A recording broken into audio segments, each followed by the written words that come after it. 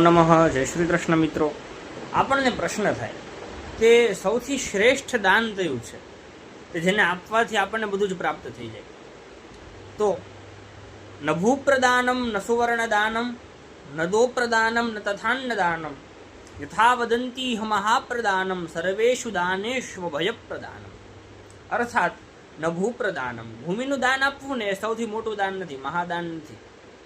ન સુવર્ણદાનમ, અર્થાત સુવર્ણનું દાન આપવું એ પણ કોઈ મહાન દાન નથી.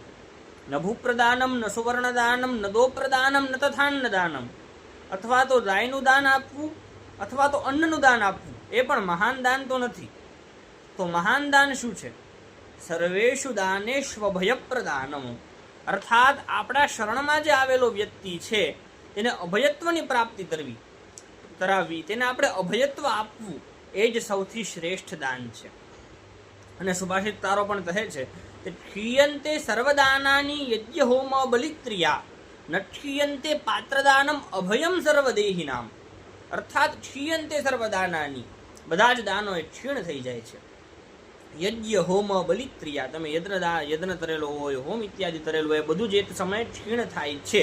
પણ ન ક્ષીયંતે પાત્રદાનમ અભયમ સર્વદેહિનામ, જે અભયત્વ તમે આપેલું હોય તો એ વ્યક્તિને, તો એ શરણાર્થીને, તો એ દિવસ છૂટતું નથી, એનો અંત આવતો નથી. અને આપણે શાસ્ત્રોમાં પણ જોઈએ ને તો શુદ્ધદેવજી અભયત્વનું દાન આપેલું છે. કોને આપેલું છે? તો પરીક્ષિત રાજાને. ભદવંતખ્યતાદિભ્યો મૃત્યુભ્યો ન બિભેમ્યહમ પ્રવિષ્ટો બ્રહ્મ નિર્વાણમ અભયમ દર્શિતમ ત્વયા, એવું પરીક્ષિત રાજા પણ સ્વીકારે છે.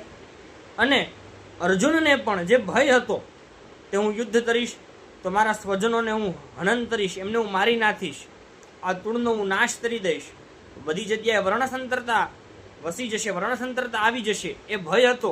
એ ભયનો પણ ભગવાન ગીતાજીના ઉપદેશ દ્વારા નાશ કરે છે, ભયને દૂર કરે છે પરમાત્મા.